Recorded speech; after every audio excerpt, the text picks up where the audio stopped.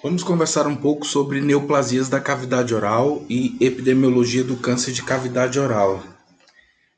As neoplasias, elas recebem um conceito específico, aí vocês devem recordar que essa palavra, o significado etimológico, né, remete à fusão de dois termos. O primeiro é neo, que significa novo, e plasia, crescimento.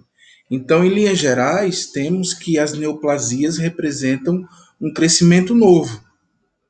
Essas neoplasias elas têm também como sinonímia o termo tumor, então tumoração, tumor também está vinculado a esse termo. Mas em patologia, tratamos como um conceito mais genérico que neoplasia é uma massa anormal de tecido cujo crescimento é excessivo e não coordenado com aqueles dos tecidos normais e persiste da mesma maneira excessiva após a interrupção do estímulo que originou as alterações. Né? Sabemos também, e acredito que vocês tenham acompanhado em outras disciplinas, que essas neoplasias elas podem ser divididas em dois grandes grupos. O que a gente chama de neoplasia benigna, aqui representado nessa ilustração, a gente tem crescimentos tumorais, crescimentos de tecido moles, os tumores, neoplasias benignas, vinculadas em sua maioria à cavidade oral. E temos também as neoplasias malignas. As neoplasias malignas nós podemos acrescentar como sinonímia câncer. Então, a neoplasia maligna corresponde, ou tumor maligno, corresponde ao que denominamos de câncer. E a epidemiologia dessas neoplasias de cavidade oral, elas são muito importantes para traçar o perfil de estratégia que devemos tomar tanto para prevenção como para promoção da doença. Então, anualmente é divulgado pelo Instituto Nacional do Câncer, pelo INCA, dados referente à projeção, ou seja, em como os dados de câncer vai se manifestar na população naquele período de tempo. Ou seja, é dado as estimativas anuais para o número de casos novos. Então, atualmente, nós temos a estimativa de 2020, com essa incidência do câncer de cavidade, incidência de câncer no Brasil, através do INCA, e é dado nesse estudo, nessa estimativa de 2020, que é a mais atual, que a gente trabalha atualmente com essa epidemiologia, tanto para prevenção como para promoção da doença, com esses dados, temos que o câncer de cavidade oral, ele representa o sétimo, o sétimo principal tipo de câncer encontrado nos brasileiros. Então, atualmente, o câncer de cavidade oral ocupa o sétimo lugar nessa incidência. Traçando também as estimativas de novos casos para o ano de 2020, temos que no homem ele corresponde o quinto lugar, ou seja, com uma taxa média de 11.180 casos. Então, é o quinto tipo de câncer mais comum no homem. E na mulher, veja que ele não configura entre os 10 principais, existem outros cânceres na mulher que são mais prevalentes, e o câncer de cavidade oral na mulher corresponde ao 12º lugar, tendo assim uma taxa bruta de 4.010 casos para essa estimativa de 2020. Então, aqui a gente já configura uma característica importante do câncer de cavidade oral, né? Que ele é mais incidente nos homens. Né? Quando a gente vê esse panorama regionalmente falando, ou seja, no Rio de Janeiro, temos que esse câncer de cavidade oral ele corresponde ao quarto lugar, seja entre homens e mulheres. Então ele permanece na quarta colocação, independentemente se é homem ou se é mulher. Então veja que tem uma taxa elevada, sendo que no homem ele é mais comum, uma taxa de 14, 14,5 e 14,28, diferenciando aí capital e interior, né, o próprio estado e a capital. E na mulher tem uma taxa de quase 5, 4,99 e 4,19, determinando assim que o câncer de cavidade oral é o quarto tipo de câncer mais comum na população carioca fluminense. Então veja que do sétimo lugar que se tinha, ele sobe 3 posições. Então veja que especificamente aqui no Rio de Janeiro, devido às condições regionais de urbanização, do estilo de vida, tudo isso proporciona que esse tipo de câncer seja bem prevalente nessa população específica do Rio de Janeiro. E as áreas de localização mais comum desses tumores, nós podemos lembrar para vocês é que esse tipo de tumor ele é mais comum na região dos lábios, nos 2 terços anteriores da língua, na mucosa jugal, no assoalho de boca, na gengiva inferior, superior, acompanhando da área retromolar e do palato duro. Então seriam as áreas mais comuns. Os fatores de risco associados, temos que lembrar também que o tabagismo e o etilismo eles correspondem aos principais fatores de risco. Lembrando que, quando associado a óbito, nós temos que o tabagismo corresponde a uma taxa de 42% dos óbitos e o etilismo 16% desses óbitos.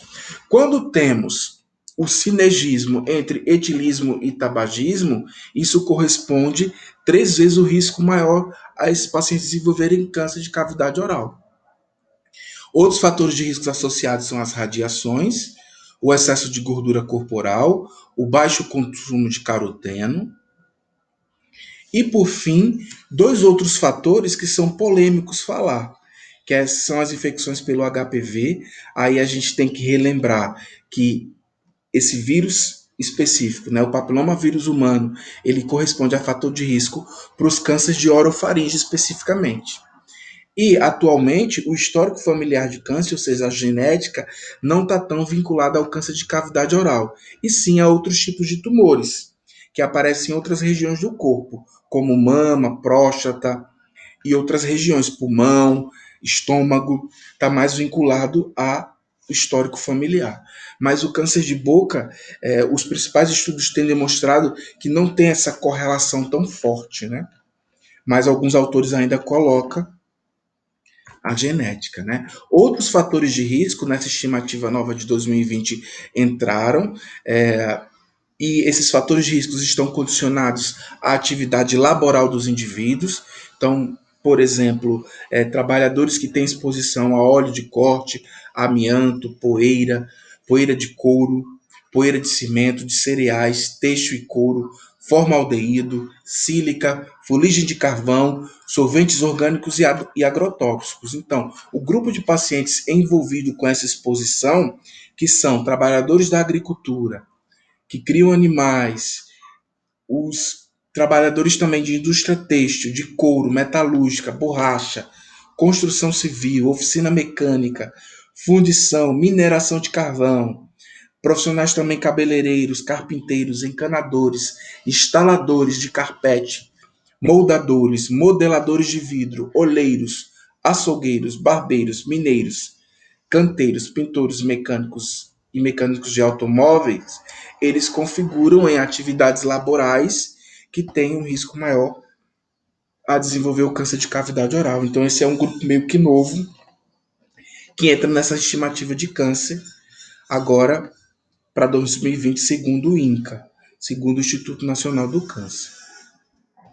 Quando a gente lembra no câncer de cavidade oral, nós também temos que lembrar que o carcinoma de células escamosas, ou seja, o câncer mais comum de mucosa, de revestimento da boca, que é o carcinoma de células escamosas, também chamado de carcinoma epidermoide ou carcinoma espinocelular. Eles configuram o tipo de câncer mais comum. Então, 90% dos tipos de tumores que aparecem na cavidade oral, tumores malignos, obviamente, né? Neoplasia maligna, câncer de cavidade oral, o carcinoma de células escamosas, ele é o mais comum. Embora apresente maior incidência, outros tipos de tumores podem também ocorrer, como, por exemplo, os tumores de glândula salivar, os sarcomas e os melanomas de mucosa.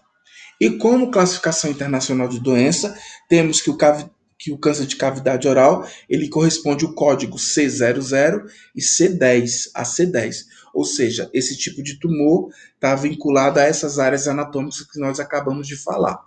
Então, geralmente, quando a gente vai dar o diagnóstico direcionado com o Código Internacional de Doenças, com o CID-10, ele se vincula ao tipo de tumor e à localização anatômica, por isso que recebe essa gradação que vai de 00 a 10.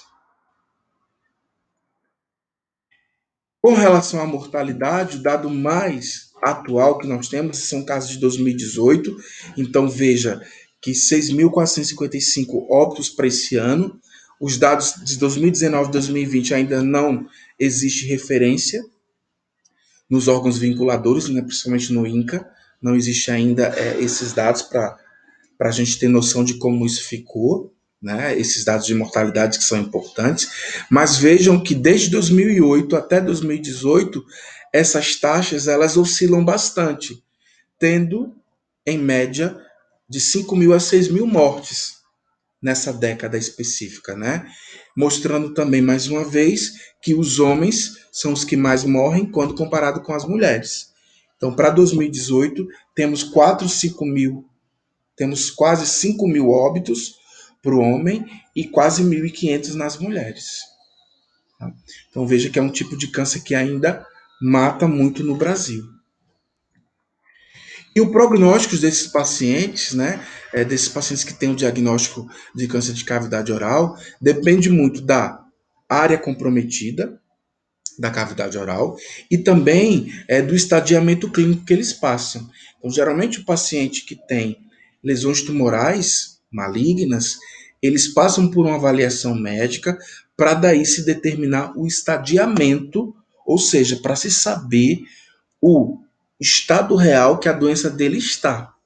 Esse estadiamento ele pode ser vinculado por vários sistemas.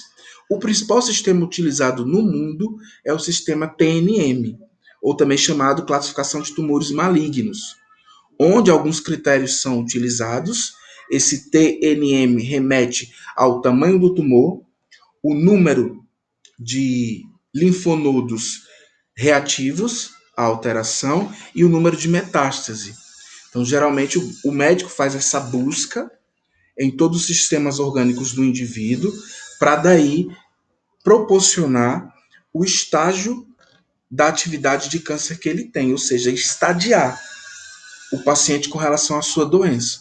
Aí daí se determina o tratamento, né? Aí esse tratamento ele pode, devido a esse estadiamento, ser uma quimio, uma radioterapia, pode ser uma imunoterapia, dependendo do tipo de tumor, pode ser associação desses, pode ser cirúrgico também, ou pode ser também cuidados paliativos. Então depende muito do estadiamento do tipo do tumor. Então geralmente quem faz essa segmentação do estadiamento é o profissional médico, né? O oncologista ou o cirurgião de cabeça e pescoço, que irá fazer essa segmentação. Obviamente que o cirurgião dentista entra para essa abordagem de tratamento desde o diagnóstico, no intercurso, né, para a preparação do doente para fazer o seu tratamento, durante o tratamento e também no pós-tratamento. Apesar dele não ter a função específica, né, o cirurgião dentista, de fazer o estadiamento, mas ele participa ativamente das várias fases que esse paciente vem a percorrer quando tem um diagnóstico de câncer, né? Então, no pré, durante e no pós-tratamento, o dentista é importante, assim como uma equipe multidisciplinar que geralmente é ativada para fazer o acolhimento desse doente. E a principal estratégia para que esse paciente não seja ou ele não vá condicionado para esse tipo de alteração de tratamento específico do câncer, né, o que se tem a fazer é a prevenção. Então, a prevenção é a melhor saída. Então, com isso, os pacientes devem ser encorajados a não fumar, evitar o consumo de bebidas alcoólicas, ter alimentação rica em frutas, verduras e legumes, manter uma boa higiene oral e também fazer o uso de preservativo na prática de sexo oral, isso por conta da vinculação que existe com o HPV, principalmente no câncer de orofaringe. Então, o câncer de cavidade oral, vejam que eles apresentam várias formas clínicas, que a gente pode visualizar nessas figuras, como uma úlcera, como uma ulceração, como uma tumoração que causa assimetria, ou um estágio mais aberrante, né? Onde eu tenho uma invasão bem grande, né? Bem difusa. Então, eu vejo aqui uma exuberância tumoral com invasão óssea, aqui representado nessa radiografia panorâmica, com o aparecimento de fístula. Então, neste caso aqui específico, geralmente, quando o paciente chega nessa gradação tumoral, né, nesse estadiamento, o que tem a se pensar nesse paciente é promover uma melhor qualidade de vida, porque se espera que ele vá para cuidados paliativos, né? Então, que é difícil também ter uma qualidade de vida quando o indivíduo tem esse tipo de tumoração nesse estágio tão avançado, com fístula e invasão óssea, né? Então, seria um caso bem mais agressivo da tumoração. Então, essa detecção precoce é importante, por isso que se faz menção a avaliar, detectar sinais e sintomas que venham a propor para a gente desordens potencialmente malignas.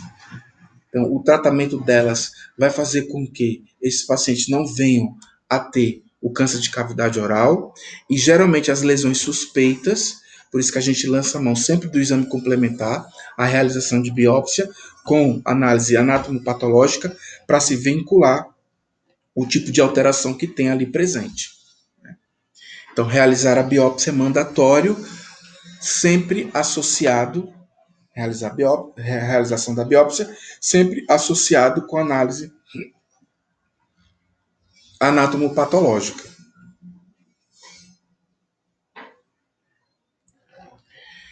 E quando esse paciente ele tem um diagnóstico positivo, né, de carcinoma de células escamosas, de neoplasia maligna de cavidade oral, esse paciente ele deve ser encaminhado para tratamento. Geralmente, para esse encaminhamento, vamos utilizar o laudo. Ele geralmente é encaminhado com o laudo, portando também as lâminas e os blocos da biópsia que realizamos, junto com o encaminhamento. E para o serviço público de saúde, nós temos duas vias que esse paciente pode ser encaminhado.